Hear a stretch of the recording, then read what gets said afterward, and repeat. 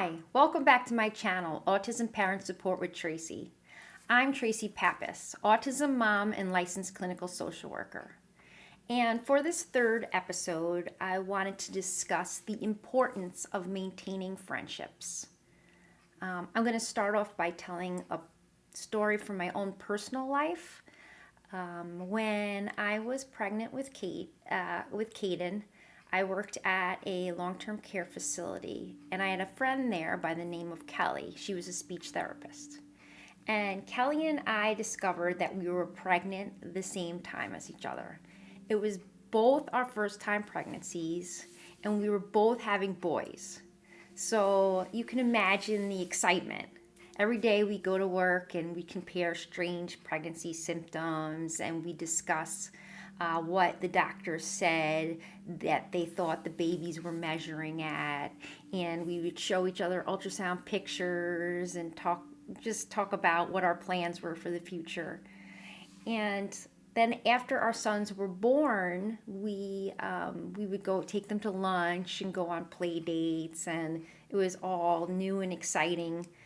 And around, I would say, a little after our sons turned one, it was when I started to notice some differences between our boys and different skills that her son was acquiring that my son was not. And the older they got, the more apparent it became that something was not right with my son Caden's development. And now I often tell clients that the majority of the time, people's responses and how they behave towards them have nothing to do with them personally and everything to do with what that other person has going on in their lives. And in this particular situation, I started pulling away from my friend Kelly, not because of anything she did, because she was a great friend to me, but because I could not handle the pain of seeing where my son should be at in his development and where he was. And it goes back to that grieving process that I discussed in episode 1. The pain of coming to terms with my son's diagnosis was too much at the time for me to deal with. And seeing her son just made it even more painful because it made me recognize even more how far behind my son actually was. And so I kind of went and isolated myself a little bit. And the urge to isolate can be strong, especially when we feel like, people don't understand us. Sometimes we just don't have the energy to explain to them what's going on.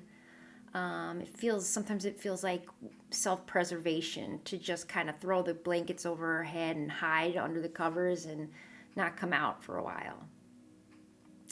And that's fine if you want to take the time to decompress and you feel overwhelmed and you need some time to process. But I'm here to say that isolation for an extended period of time is not healthy. So if you bear with me for a minute, I'm going to explain a theorist by the name of Abraham Maslow came up with the human hierarchy of needs. So if you could just hang in there for a minute so I can explain. He came up with what he believed was the needs that motivated human behavior. So here you can see this little trusty diagram I made, and as one need is met, then we move up to this need, and then so on and so on.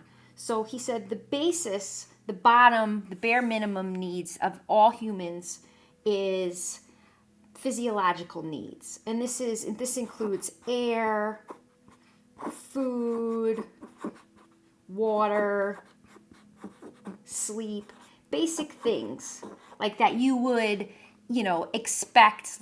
It reminds me of like an infant baby. They cry if they're hungry, if they're tired, if they're cold, if they're, just basic human physical needs.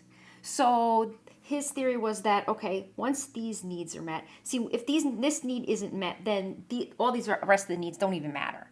So, but once this need is met, then you move on up to what he called was safety. And this includes things like security and employment, access to health care, things like that.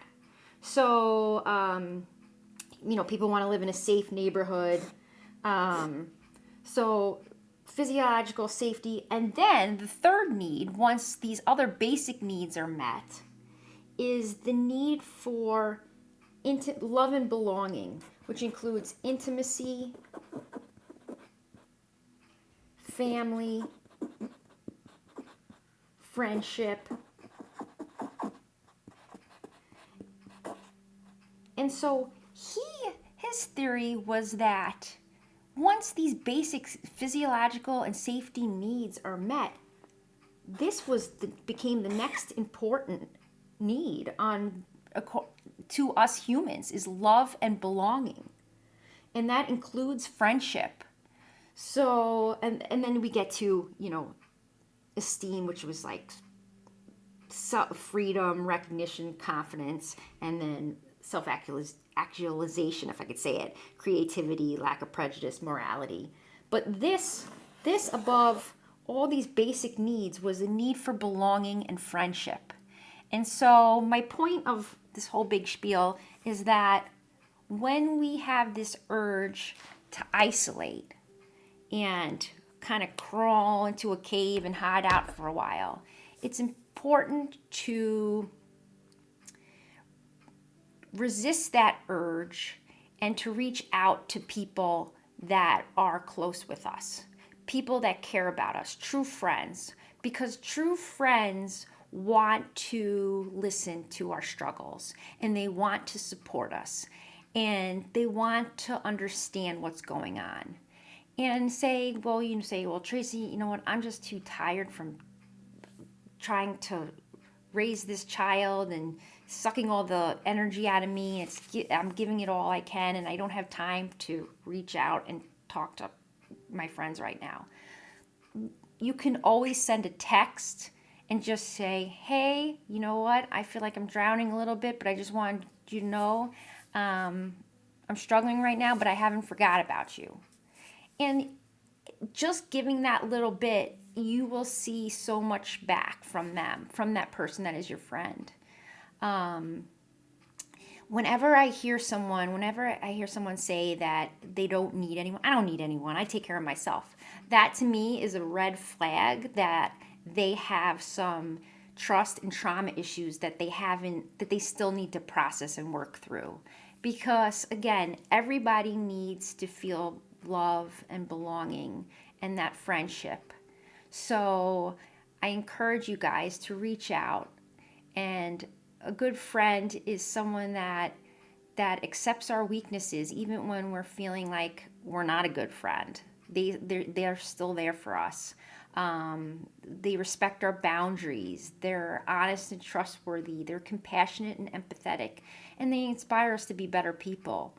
So reach out, maintain those friendships, and again, if you feel like you want something in addition, someone that you can talk to, find other autism parents in the area that you feel like that you can connect with and bond with and feel supported by. I know, like I have mentioned in all my episodes about my friend Sam, that was the best thing I ever did was reach out to her and become friends with her, because I mean, when I could be having the worst day and call her up, and she will say the most ridiculous, dark, off color joke that will make me laugh, and it will be exactly what I needed. So, yeah, I just want to encourage everyone, hang in there. Um, you are not alone. You are seen, you are heard, and you are not alone. Please like, share, and subscribe to my channel. Thank you.